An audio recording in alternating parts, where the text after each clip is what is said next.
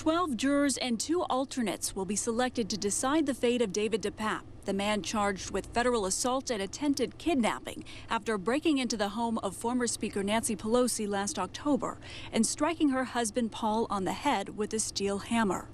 Today, jurors were asked to answer questions on a wide range of topics, including whether they are represented by Congresswoman Pelosi, if they had supported her campaigns, or have ever expressed opinions about her on social media.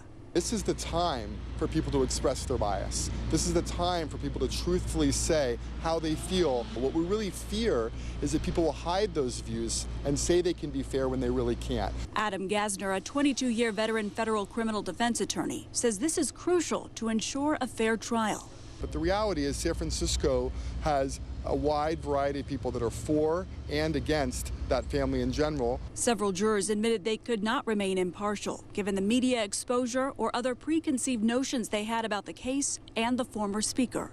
One potential juror candidly responded to one of the questions, saying Pelosi deserved harsh treatment, while others said they could still remain impartial despite expressing frustration over their stock trading, arguing the Pelosis have privileges they use for financial gain.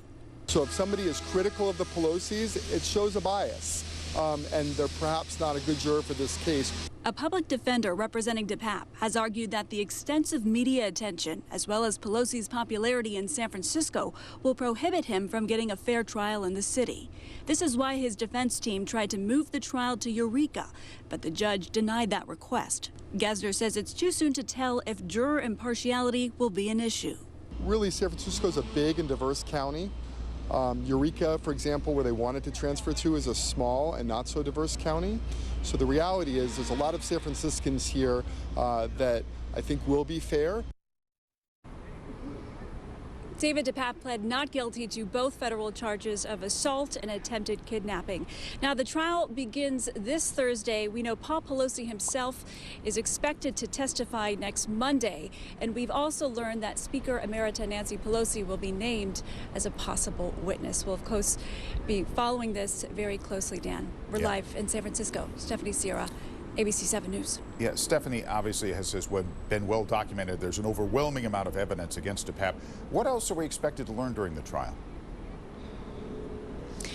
Well, Dan, we do know a lot of evidence have been released in this trial, but the one thing we still do not know is target number 1 on DePape's hit list. This was revealed early on in the trial from SFPD investigators when DePape claimed that he had plenty of other targets on his hit list, including Governor Gavin Newsom, actor Tom Hanks, as well as the president's son, Hunter Biden. So prosecutors have alleged that DePape plan to use Paul Pelosi to lure to target 1. And again, we don't know who that is. It's unclear if that person's identity will be revealed during this trial. Well, we shall see. All right, Stephanie Sierra, thanks very much.